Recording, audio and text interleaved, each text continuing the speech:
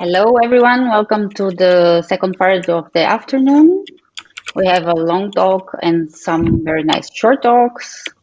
Our first speaker is Abby Spangler from the Liba Institute for Brain Development in Baltimore. Welcome, Abby. Thanks for joining and being here.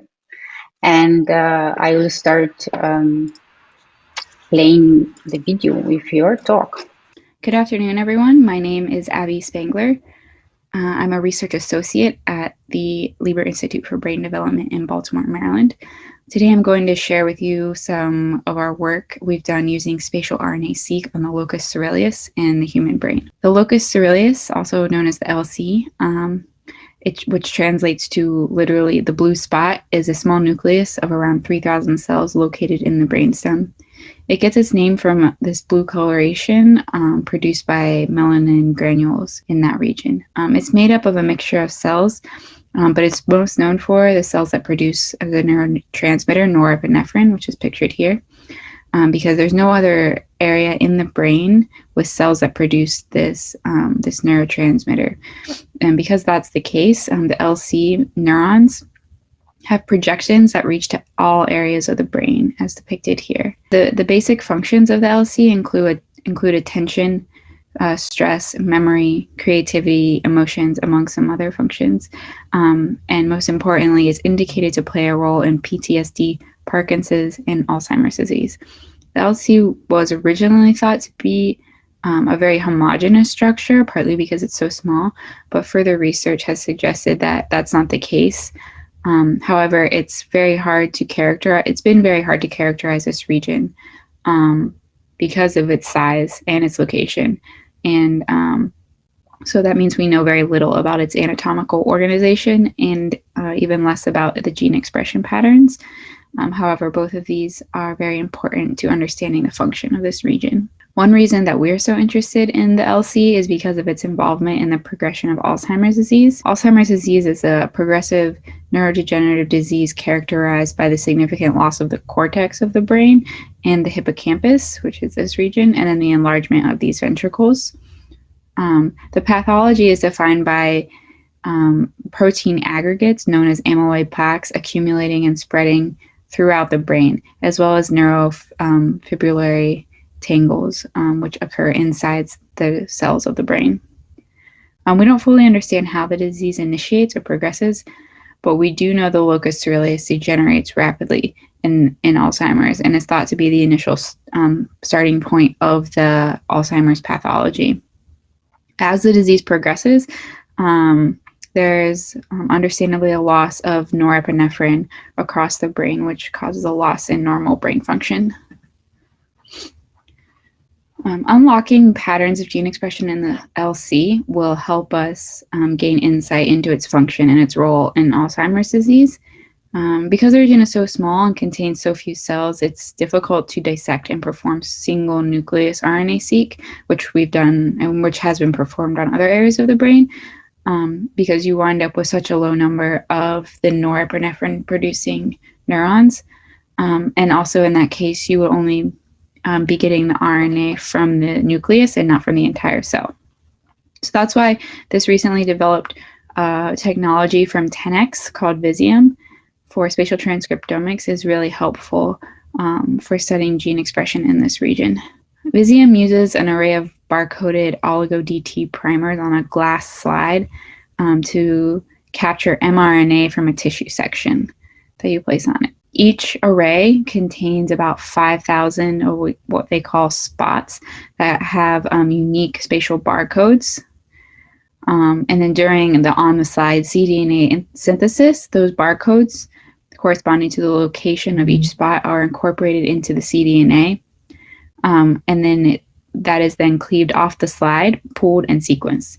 This allows each read to be mapped back to the exact spatial coordinates on the associated histological image of the tissue. In addition to spatial barcodes, each oligo-DT primer contains its own barcode, which is called a UMI, pictured here, which is used to track the individual RNA molecules that are captured. With this technology, we can take full sections of the LC and produce spatial transcriptomic landscapes of this region to the brain. So prior to this project, we had provided some samples to 10x to perform this protocol, and the results of that study are in our preprint on bioRxiv. So some of the questions and aims of this project was, are we able to further optimize and develop protocols and computational analysis for spatial transcriptomics in our lab with Visium? Can we detect the LC even though it's very small?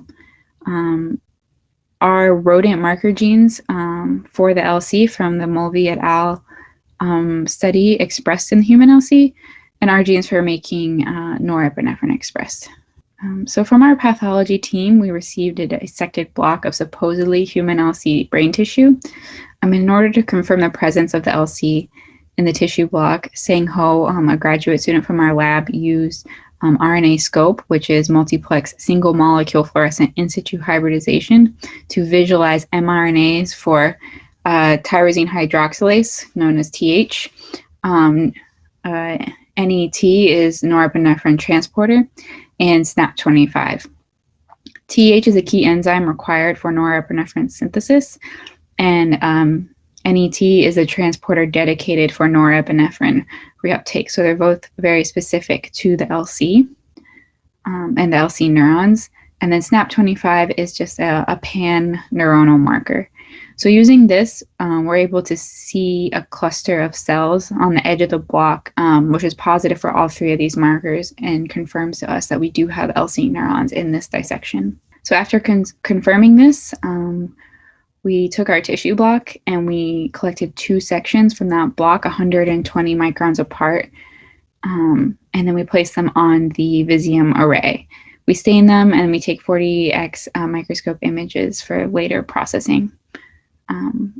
And just so to put it in perspective, since this you can't see the individual spots on the array because they're too small, here is a 40x magnification image of the tissue with a 50 micron circle over it that is the same size of one of the array spots. So you can see how big those spots are relative to the cells. In the study we did previously with 12 other tissue samples of dorsolateral prefrontal cortex, across all the samples, the average number of cells per spot was about 3.3 cells. Again, this was average across all the samples, and it was for a different tissue, so we can't be 100% sure that that's what we are going to see with this region, but it should be within the ballpark. This area is called the fiducial frame of the array, and it's very important for the analysis, and I will show you that. So after performing the protocol and sequencing the data, once we get the FASTQs, we run the Space Ranger pipeline, which is provided by 10x to process Visium data and the bright field microscope image that we just saw. And it will detect the tissue, align the reads, generate a feature spot matrix, perform clustering, and some gene expression analysis. There are three functions. The one that we use, and the one that's important for us, is the count pipeline, which takes that image, the FASTQ files, and performs the actual tissue, performs the alignment, the tissue detection using that fiducial frame, and then does the barcode and UMI counting. So here's an example of us running the count pipeline. You provide a referenced genome, the FASTQs, the image, the serial number for your slide, which array your image is in, and a few other parameters. But here you can see how the fiducial frame is used to align the image so the software knows where the spots are located on the tissue. The count pipeline does this automatically, but you can also do this manually in the Loop software, which you can see here. The pipeline outputs a lot of files, but I'll just go over a few of the important ones. It'll give you an HTML file with a summary report containing important quality control data, as well as a little bit of analysis. And then it also gives you this Cloop file, which you can use along with the Loop software to further exploit the data by seeing the expression of individual genes. You can also do a little bit of clustering, make heat maps, violin plots. And then most importantly for us is these 4 files, which you can bundle into a single cell experiment for your own analysis. You have the spatial coordinates, barcodes, the features, and then the counts matrix. So we sequenced our samples on a NextSeq and targeted about 50,000 reads per spot. The way we calculate this is we estimate the total number of spots that are covered by the tissue from the image, and then we multiply that by 50. Here is an example of the output from the HTML file that you get from Space Ranger. You can see that the tissue alignment here and confirm that it's correct, that there's no tissue in any of the places that isn't colored blue. You can also see that we got a lot more than 50,000 reads per spot, which is okay. We just didn't want to get less than that. And then you see various other statistics like the total number of reads for the sample and how many of them had valid UMIs. You can see that the genes per spot is pretty low, but I will go into explaining that on the next slide. So another important piece of QC data that comes with this web summary is the UMI counts overlaid on the tissue. So this allows us to see from which spots are collecting the most number of RNA molecules. So from this, you can see that the RNA, we're collecting the most mRNA from this bottom edge here, and not a lot from the other areas of the tissue. And so this confirms to us that this is probably where the LC is, and that corroborates what we found in the RNAscope, that the LC was definitely on the edge of the block. Because of the location of the LC, like anatomically, is surrounded by a lot of what we call axon tracks. Those aren't really cell bodies; they're just axons running to different areas of the brain, and those contain very little RNA. So that's why we're seeing a lot of space here without picking up a lot of space that's not picking up any UMIs. So this plot also indicates to us the importance of doing what we call spatial replicates, which is taking multiple sections from the same block, because you can see that in the first block, we got a lot larger region of the LC than we did in the second block. So just that 120 microns makes a difference. So the last piece of output that I'm going to talk about is the Cloop file, which you can use with the Cloop software to explore gene expression. Here I'm showing the expression of that SNAP25 gene, which is a pan-neuronal marker gene that I mentioned earlier. And you can see, yes, the neurons are all located in those regions with the high UMI counts and at the edge of the block.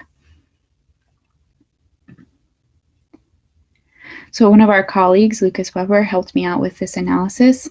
So instead of just looking at the UMIs per spot, it was important for us to see the actual number of genes per spot, since multiple UMIs could correspond with the same gene. So you can see that the most transcriptionally active cells are in the LC region here, and the rest of it, there aren't a whole lot of genes being expressed. So while the LC is small and the most important component is those norepinephrine producing neurons, there are still other kinds of supporting cells there, like inhibitory neurons, which produce a neurotransmitter that makes it more difficult for other neurons to fire, hence causing the inhibition of neural activity. So this is in the support of the idea that the LC is a heterogeneous region when we see the presence of inhibitory marker gene GAD1 as well as GAD2. So the Mulvey et al. Study was the first and only study to look at gene expression in the LC. And they did this in the rodent brain using microarray. They came up with 45 marker genes for the LC.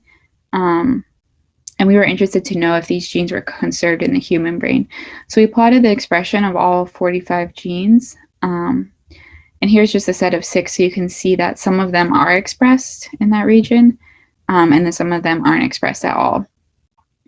So based on this type of analysis, we concluded that about 26 of those 45 genes were conserved in our human sample.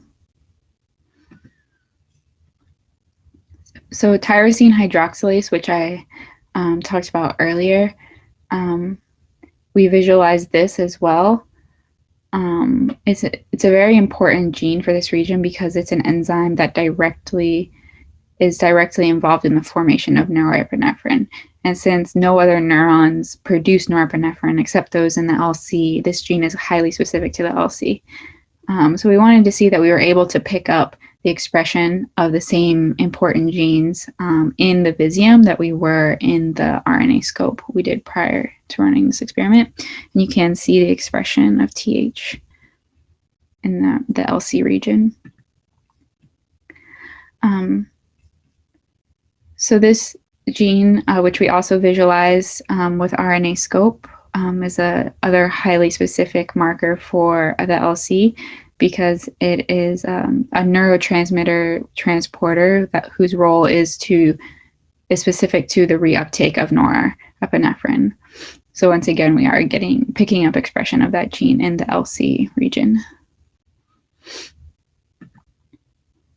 And then lastly, our lab studies a lot of neurotrophin signaling, and so NTRK2 is a receptor for brain-derived neurotrophic factor, also known as BDNF, and this supports the survival and plasticity of LC neurons. And since the LC degenerates in AD, we think that this will be an important mechanism to explore later down the road in reference to Alzheimer's. We explored the clustering functions of the Loop browser to see if we could pick out different cell populations in the LC. However, the clustering seems to categorize the entire LC as pretty much one cluster. So these clustering algorithms probably aren't sensitive enough for what we need to do. We tried to do a bit of our own dimensionality reduction with the data. And as you can see, there's not a whole lot of separation. And so we're not seeing different cell populations at this point. But we think this is because the vast majority of the spots in this data are actually those axon tracks that have very little RNA, and only a small portion of them are actually the LC. So the next step here would be for us to filter the data such that it contains only those LC spots and then try the clustering again. So in conclusion, we were indeed able to perform the Visium protocol and a bit of the analysis.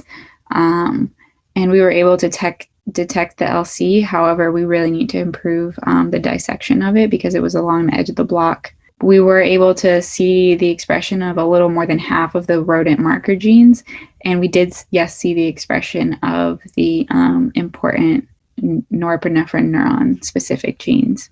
So the next steps for this project will be to improve the dissections, collect for more donors, and possibly put multiple pieces of LC in each Visium array so that we're not wasting so much of the array on those axon tracks. We need to choose the best method for identifying LC spots without just relying on the marker genes. And then we will need to cluster the data from probably multiple donors. As the software packages such as Spatial Experiment and Spatial LVD become more developed, this sort of analysis will become easier and easier. So lastly, I'd like to thank everyone who worked on this project. It was a joint effort across several groups at the Liberate Institute, led by Carrie, Kristen, and Leo, as well as our collaborators from Stephanie Hicks' lab at Johns Hopkins School of Public Health. And at this time, I will take any questions. Thanks, Abby. Thanks very much for the talk. So let's start with questions. There is the first question is how were the Mulvey marker genes identified? Could you elaborate on why some markers are not picked up? Is it because a species specific? So I'm not 100% sure how they identified their marker genes. It was microarray data from a rodent brain. And the reason why the marker genes might not be picked up could definitely be species specific, and it also could be just general sensitivity of the platform and the fact that we didn't pick up a very good piece of the LC, and it was small and we had very few spots. But if we run this across more donors, we could probably, and pool the data, we would probably see the expression of more of those genes. There is another question. Could you elaborate on the clustering or lack thereof? Should you expect an LC? Are you seeing the question? Yes. Oh, I mean, should you expect an LC cluster of most of the spots don't show any transcripts, or did you identify also few transcripts in the LC region? Should you expect an LC cluster of most of the spots don't show any transcripts? No, the region of the LC had a lot of transcripts. There was it was only the region surrounding it that did not, and it's difficult to when there's no data there. The clustering doesn't work very well. So we have to find a way to decide what we're going to call the LC and then filter by that to do the clustering. Does that answer the question? Yeah, it yes, answered the question. Yeah, thanks. And there is one more question. What are the few genes you pick up in the exons region? So the genes we pick up there were a lot of like white matter genes, like MBP and PCP4. And so those are the genes that are contained or expressed in like myelin, because the axon tracks have these like myelin sheaths over them. But other than that, there's not a whole lot of like interesting marker genes there. Thanks very much. Let's thank Abby again. And we are perfect on time. So we move on to the next speaker in the session, who is Mike Smith, my colleague from EMBL Heidelberg. Hi, Mike. Welcome.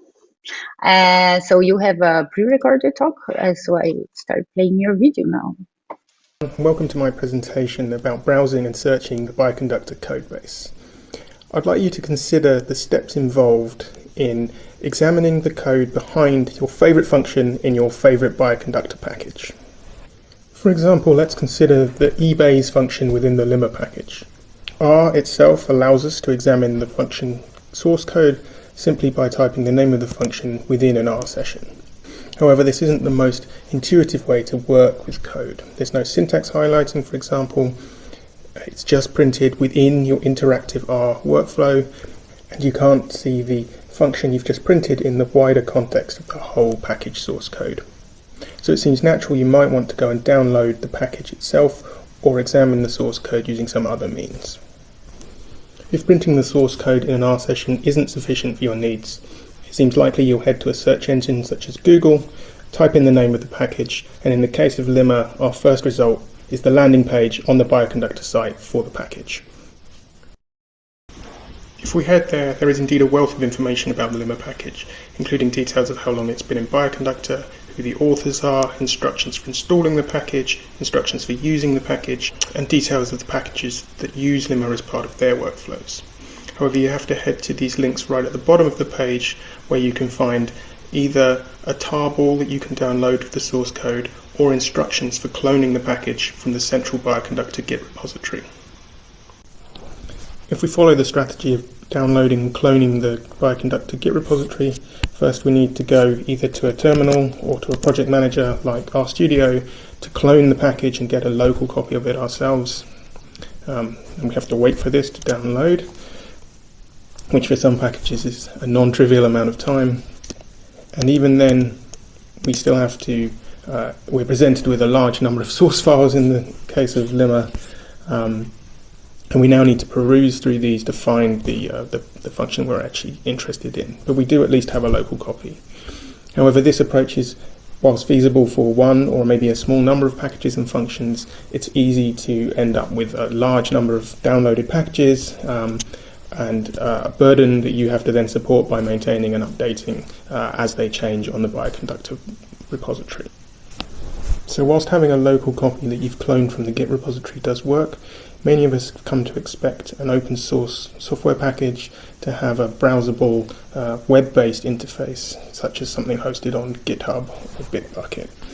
So you might go back to your Google search in order to find this for Limma and do a more specific search for something like GitHub, which initially looks promising. Straight away there's a repository there, which if you follow through, you'll see that the primary author is Gordon Smythe. However, the last commits were back 13 years ago in 2007, and so this is not a current, up-to-date version of that software. And the second hit, again, it's on GitHub, it looks promising, but it is in no way an official version of this. There are only 3 commits, and it's presumably, as the about says, a copy that somebody has made themselves. But you can't rely on this being the current version that you're downloading from the Bioconductor repository. So at this point I want to make it clear that I understand that the Limma package, and indeed the Bioconductor project as a whole, predate sites like GitHub. And I don't think there's any obligation for the maintainers of the Limma package or any other Bioconductor package to work in any way differently than having their code in the central Git repository hosted by the project. I also want to say that Limma is a kind of extreme example of a highly used package that has no online presence. There are many packages that are visible online, well maintained there, and documented on sites like GitHub. However, the fact remains that there's still a disconnect between the code that's hosted in the central Bioconductor repository and something that you might find online. Some repositories were created only for the submission process, while others are actively maintained. And it's not easy to know if when you find something via a Google search whether you're looking at the current version of the code. And an additional point here is that many developers just want to check whether a commit that they pushed to the Bioconductor repository has actually worked. So whether they've really sent something to the master branch or to the current release branch, and often the way to do this is not obvious to them. So to address some of these concerns, I've been working on providing an interactive web explorer for the Bioconductor Git repository itself. So for the moment, all packages are currently provided, and you can find them either alphabetically, or to address the concern of finding whether your most recent commit is in there, you can sort by commit date. And we can see that some things were updated just a few hours ago. If you want to search for a specific package, we can do that in the search box. We can find Limma, and we can browse the repository here. Currently the site's updated hourly, and so this should be far more concurrent with what you would expect to get out of the Bioconductor repository as opposed to something you might find online. You can browse both the master and the release branches. You can also view the source code. And this provides syntax highlighting, line numbering, all the things you might expect from a site like GitHub. You can also view the history of the file and the changes that were made, including diffs that you can download and view. One thing the site does not provide is a way to interact with the author of the package. There are no issues, there are no messages, or anything that you might expect from the kind of social coding side of GitHub. This is by design. It's intentionally not supposed to be a place that package maintainers need to check for yet another type of incoming query from package users. They should use other mechanisms for this. This is purely provided as a lightweight mechanism for browsing the source code in a coherent manner that covers the whole project. While the Git Explorer allows you to examine the code and search it within a specific package, it's still difficult to answer the question of, does a certain thing appear across all packages within the Bioconductor project? For example, you might want to know if a particular function in your package is used anywhere else in the project. or you might want to find some examples of some of the more arcane parts of package construction, for instance, creating a makefars file or a configuration file for compiling C code. And you want to find some nice examples from other developers that you can base your work on. To address this, I've also been working on a project-wide code search tool. To start with, we'll go back to our original limmer example and just try to find every place where the ebase function is used. We can see it searches very quickly. It finds 1,300 results in just over 600 files within the project. However, if we actually look through these, we can see the first two hits are RD files, the manual pages from particular projects. The next one is a namespace. And perhaps we're actually only interested in where it appears in source code. We can use particular flags that are provided in this search engine. So in this case, the F : will tell us to search within file names rather than file contents. And if we do this, we see that we actually still get back RD files to begin with, but now the namespace has disappeared. However, this search is regular expression compliant, so we can actually search for something like this, which will find only files that end with a capital or lowercase r. Now our RD files have gone, and we get back only places where ebase appears within an R source file. And if we're interested only in where it appears in a particular package, there are other flags we can use, in this case R : and then the name of a package that we're interested in. So perhaps that's the edgeR package. And we can see that edgeR contains fewer references to the ebase than I was perhaps expecting. It appears once within this. So you can see how with this code search tool we can build up iterative searches where if you don't know exactly what you're looking for to begin with, you can start with a relatively broad result and slowly narrow it down to particular file types, particular packages. And all of these can be negated. So you can remove particular file types or particular packages from a search as well. So with that, I'd like to acknowledge the Denby Cloud, who provide the hardware where I've been working on this kind of prototype. The two open source projects that the tools are based upon, so GitList and Zookt, who without their work none of this would exist. If you want to check out the prototype itself, this is the URL you can go to, and we hope to have it available at an official bioconductor.org website in the very near future. And I'd also like to thank the EMBL Huber Group, the Bioconductor core team, and the people who were in the audience of the developers forum where I discussed this, all of whom provided great feedback and suggestions for the development of the project. Thank you for listening. Thanks very much, Mike. This is a great job. And as we can see from the reaction from audience, everyone seems to be super happy and impressed about this tool. So the question is, do you have plans to make this an official Bioconductor Git Explorer, perhaps hosted on the Bioconductor website? And are you going to share this with the community? Yeah, definitely. The hope was that it would actually be ready before this. Like when I said I was going to present this, it was already going to be something on the Bioconductor website.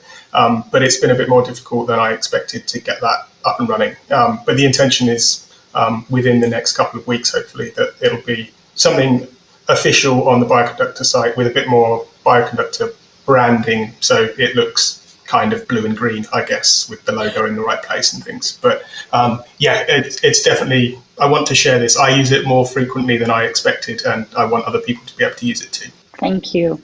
You are seeing the questions yourself, where there is a positive comment from 18. Tool looks really useful. Thank you for contributing. And one more from Laurent. Plans to use this? Yeah. Go ahead. Yeah. Sorry, so Laurent's question is, are there any plans to use this for the initial submission rather than through GitHub? As far as I'm aware, no. As I said, I've not done any of I really didn't want there to be another account people had to remember to log into or to check for messages and incoming issues and all that kind of thing.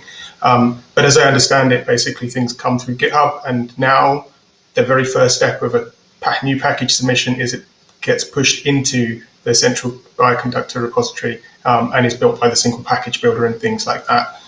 So GitHub has already kind of taken a slight step back, I think. Hopefully someone from the core team will correct me if I'm wrong there, but this is meant to be basically a browser that you can use to look at the current version in a graphical way rather than anything more than that. All right, thanks very much. We move on to the next talk. So our next speaker is Charlotteson from the Friedrich Miescher Institute in Basel, Switzerland. So she has a pre-recorded talk, and I will start the video now. So hi everyone, my name is Charlotte Soneson, and I'm very happy to speak here today on behalf of the Bioconductor Teaching Committee. And the aim here is to give you an introduction to who we are and what we're doing. But first, I would really like to give another shout out to Johannes Reiner for another beautiful sticker that you can see here on the title. So the Bioconductor Teaching Committee resides under the Community Advisory Board, and it was established earlier this year. Currently, Laurent Gatteau and myself are co-chairing the committee, but it's really open to contributions from any interested community member. And in the end of my talk, I would give just a little bit more details on how you can keep up to date with what we're doing and join and contribute yourself. So why did we think a teaching committee was needed? Well, we have several different aims. So first, we wanted to create a space for Bioconductor community members that are interested in teaching to network and share experiences, and also to coordinate training opportunities for this group. So for example, earlier this year, 5 community members had the opportunity to become certified carpentry instructors. The second thing that we wanted to do was to develop or assemble bioconductor-focused training material. And also here we reached out to the carpentries, which is a project aimed at teaching essential data science and coding skills to researchers, and also collaboratively develop and deliver openly available lesson material. So we are currently developing our training material following the carpentry's guiding principles, which means, for example, very deliberately planning lessons based on the desired learning outcomes and including frequent small exercises that are also designed explicitly to help the trainer assess whether the learning objectives were met, and also identify and assess potential misconceptions. So in this space, we're very fortunate to have had Toby Hodges and Francois Michonneau from the carpentries providing lots of help and guidance along the way. And the final aim is, at this point, is to coordinate the delivery of this developed material. So that could be at various Bioconductor-related events, such as standalone courses or conferences like this one, both virtually and in person. So I mentioned that I'm speaking on behalf of the whole committee, and this slide lists everyone who has contributed so far to getting us where we are right now. So really a big shout out to everyone here. So what we are doing right now is to develop a couple of initial training modules, which are listed here. And the BioC intro module is really aimed at providing an introduction to data analysis with R and the tidyverse, but always with a view towards bioconductor and omics data. And our current plan is to finish this module by introducing the summarized experiment container to provide a background or a stepping stone for further courses later. The BioC project module instead is aimed at providing an overview of some bioconductor-specific building blocks, like the landing pages and the BioC views, for example, and aims to teach the learners how to interact with all the resources that are provided by the project. And finally, our aim is really to provide a set also of more advanced topic-specific modules that are building on the introductory one. And the first one on our radar there is one on RNA-seq analysis. So I should say that these lessons are all developed openly on GitHub within the Carpentries incubator space. So if you're interested in joining us and contribute to our efforts, you're very, very welcome, and there are several ways to go. First of all, there is a channel dedicated to education and training in the Bioconductor community Slack workspace. And this channel also contains a link to a Google Doc that has meeting notes and instructions for how to join our Google group. And of course, you can also reach out to me or to Laurent or to any other current member if you have questions or any suggestions. So with that, I would like to round up and thank you for your attention, and I'm happy to take any questions. Thanks, Charlotte.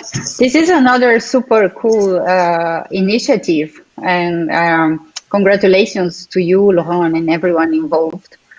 There are questions here. Someone is asking, can you include a BioC single-cell training module?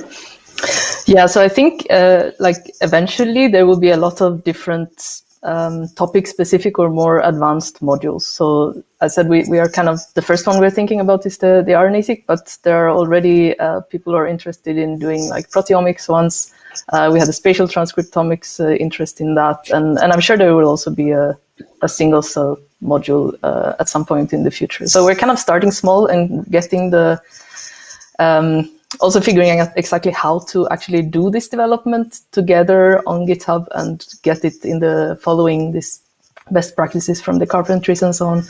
And once we have kind of set that up for one module, we can then start like expanding and do lots of different modules. Sure. There is one more question. Great effort. Are there plans, ideas to include reproducibility materials? Not necessarily BioC specific, but for relevant to a lot of people. Right. I agree that this is very relevant. I don't know if it should be specifically in the bioconductor like set of modules, or if it's rather something that's much more general in the carpentries that you can borrow material also from other curricula. So it may be something that's actually not specifically for the bioconductor modules, but something that's indeed much more general that can be picked from another curriculum and included in a course. But I agree that it's of course super important. So the next question is, you already mentioned it, part of it. What is the process for reusing teaching material? And what is the best way to contribute material? So one thing that comes from also doing this according to the carpentries guidelines is, so one thing is the license. So all this material will be available under an open license, or a CC BY license, which means that basically anyone can use the material to give a course and deliver by themselves if you feel like you're confident with the material. If you want to contribute, I suggest to sign up to the Google group, and then you will get all the information of when we have the meetings and where all the material is and where we're doing the things. It's all on GitHub, as I said, so the easiest way to collaborate is to send a pull request there. Excellent. And then how can a startup contribute? We use a lot of bioconductor packages. Yes, I would say it's the same, right? It's the same for anyone. If you want to contribute, join us or send a pull request, or suggest a module that you think would be useful. Take the lead on developing another module. So I think this will kind of also all crystallize a little bit when we have a little bit more experience with developing the first modules. I think it would be easier to also know exactly what is the easiest way for new people to contribute. But we're very open to contributions for anyone who's interested. Sure. One last one, for the sake of time, on the line, similar to another comment, something similar could go on the line of genomics data visualization. Yeah. Sure. All right. So lots of ideas. Great initiative. Congratulations. Thanks very much. We move on to the next talk. And this is by Faris Naji. He is the co-founder of Tyrosine Amstelveen, a company, a startup in the Netherlands. You can say the name again. Amstelveen, yeah, it's right beside Amsterdam. So, right, welcome. Thank you. Faris, and so you are going to give a live talk, so please share your screen. All right, so thank you, Simon, and also Laurent and all the organizers for accepting my talk. I appreciate that, and all the hard work. I've been using Bioconductor for the last 15 years. I've been a bioinformatician for the last 15 years, and I've been working with biologists very closely. And I noticed, well, first of all, I'm a fan of OR, and I think everybody should learn it, and Bioconductor is key. And I've used so many packages, and I basically made my career on other people's code, basically.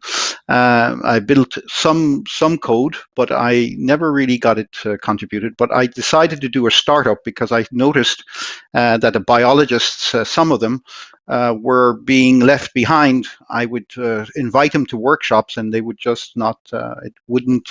They would like and they want to learn coding, but some of them, like last last week, I was talking to a biologist, and she said, "Oh, sure, that's another thing I have to do, but I should also learn the clarinet." So some people just don't have the time to learn coding.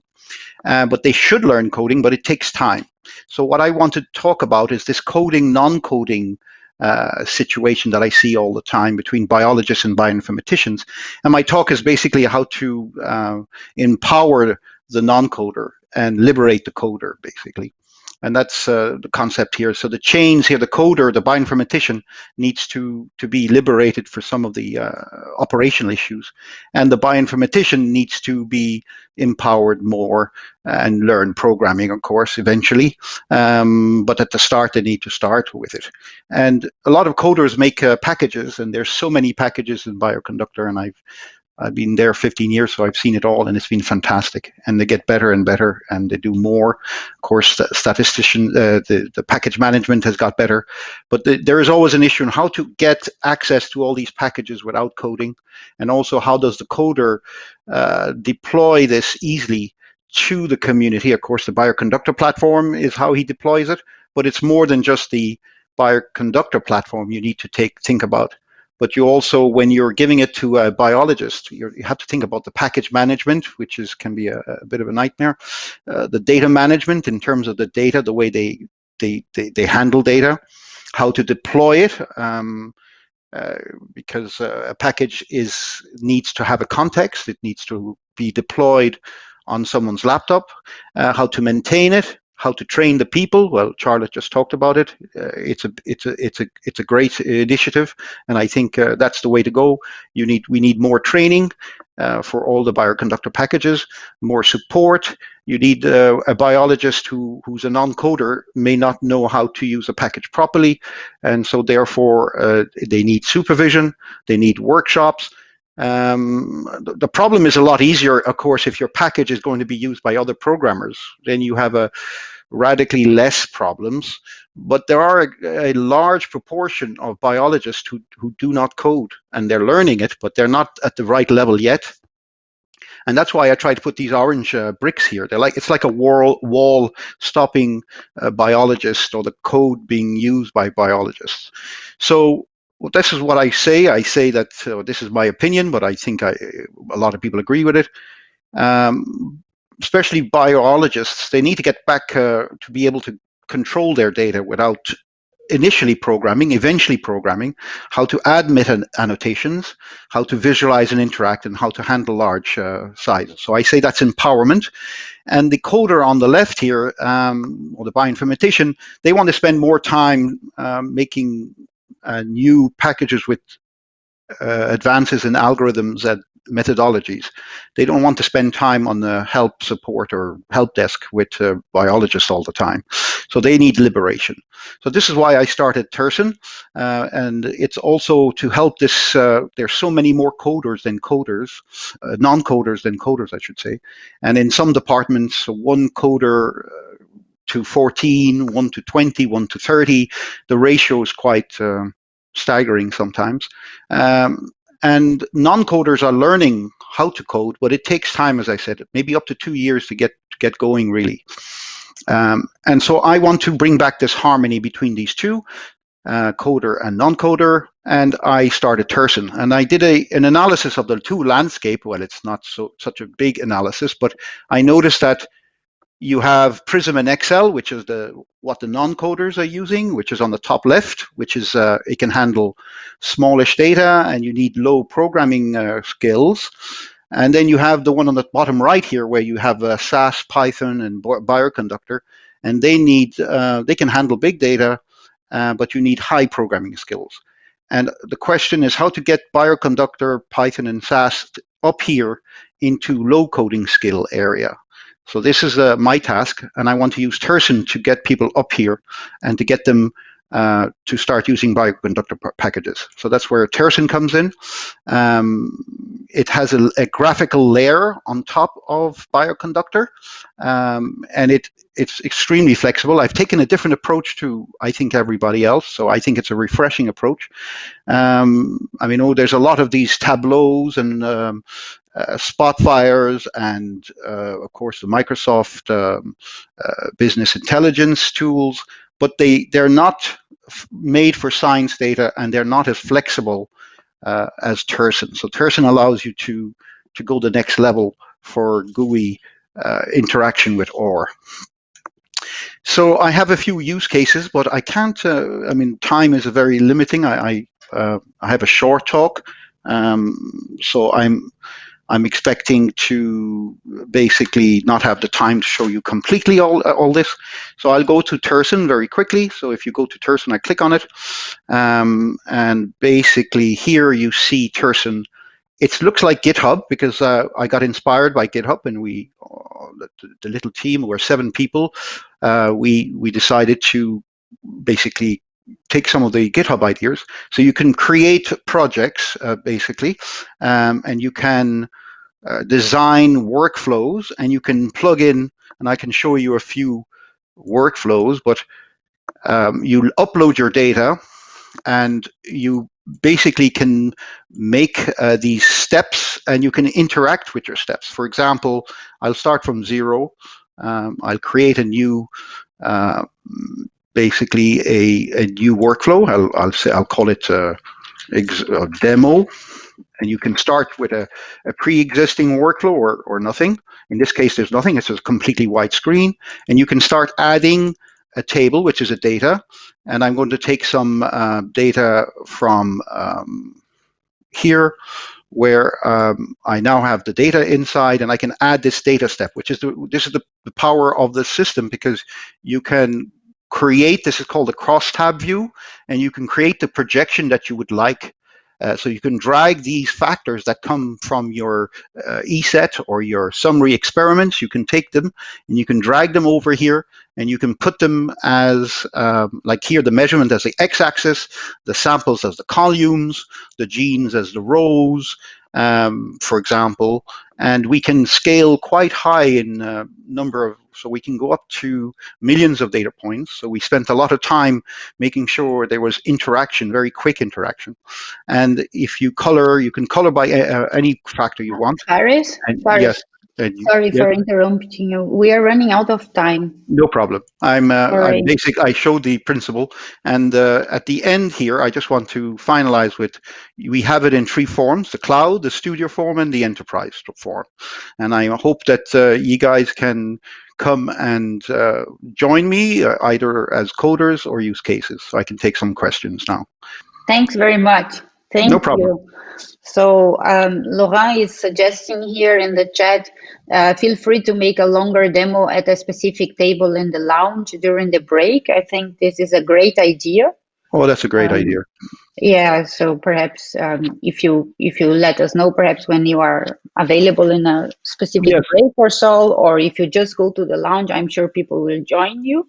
Yep. Can you tell us how many people are already using your tools, and how is this? Yeah, so we've been at it for 2 years. We're at now at the moment we have 125 users. Most of them biologists, PhD students who are learning R or learning Python, and they're using us to do. They like the speed, and they like being able to look at their data, and they like plugging in bioconductor operators, which I didn't show you in the demo.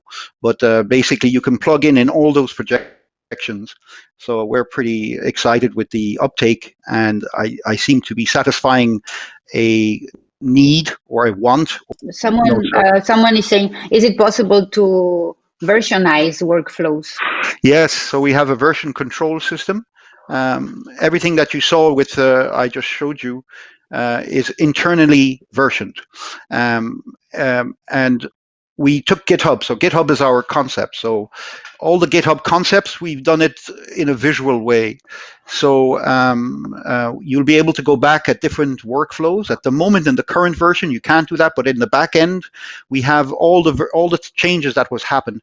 It's very good for collaboration. If you have a bioinformatician and a biologist who want to work together, and the biologist changes things and may have not used the bioconductor properly in terms of the, then the bioinformatician can check to see what the biologist did. So it's made for collaboration and versioning, just like GitHub is, basically. So it's excellent. Great. It sounds fantastic. Thanks very much.